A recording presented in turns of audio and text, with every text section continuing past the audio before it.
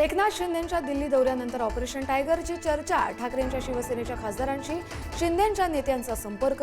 Operation tiger यशस्वी करण्यासाठी 6 खासदार गळाला लावणं गरजेचं.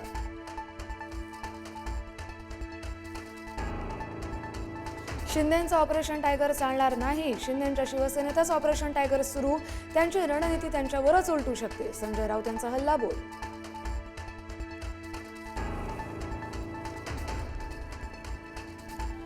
संगमनेरच्या वडगाव पानमधल्या 6वीत शिकणाऱ्या विद्यार्थिनीवर ऍसिड हल्ला. हल्ल्याच्या निषेधार्थ संतप्त नागरिक रस्त्यावर. आरोपीच्या अटकेची मागणी.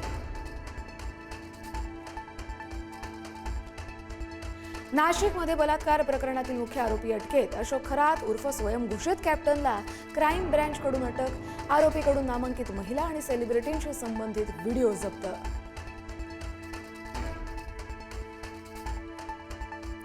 युद्धाच्या पार्श्वभूमीवर इराणला आणखी एक मोठा धक्का. इराणचे अत्यंत प्रभावशाली नेते अली लारिजानी यांचा हवाई हल्ल्यात मृत्यू.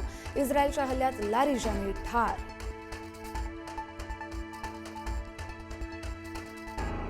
गेल्या 24 तासात इस्रायलच्या लष्कराकडून इराणमधील 2 उच्चस्तरीय नेत्यांचा खात्मा. लारिजानीनंतर बासिर जदलाचे प्रमुख गोलाम रेझा सोलेमानी ठार. बेंजामिन नेतन्याहू यांचा दावा.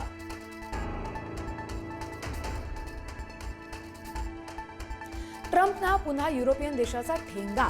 हॉर्मुझमध्ये युद्धनौका पाठवण्यास दुसऱ्यांदा ठाम नकार. जर्मनी, ब्रिटन, इटलीसह प्रमुख देशांनी झुगारली ट्रम्पची मागणी.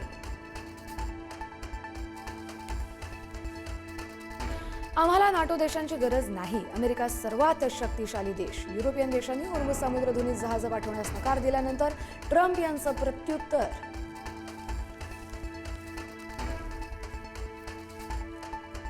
इराणच्या हल्ल्यात अमेरिकेचे 200 सैनिक जखमी तर 13 सैनिकांचा मृत्यू. ऑपरेशन एपिक फ्युरी दरम्यान अमेरिकेचंही मोठं नुकसान. इराणचा दुबईवर पुन्हा जोरदार हल्ला. एकाच वेळी अनेक ड्रोन्सच्या हल्ल्यानं दुबई हादरलं. UAEनं ड्रोन्सना हवेतच रोखल्यावर अनेक भागात स्फोटांचे आवाज.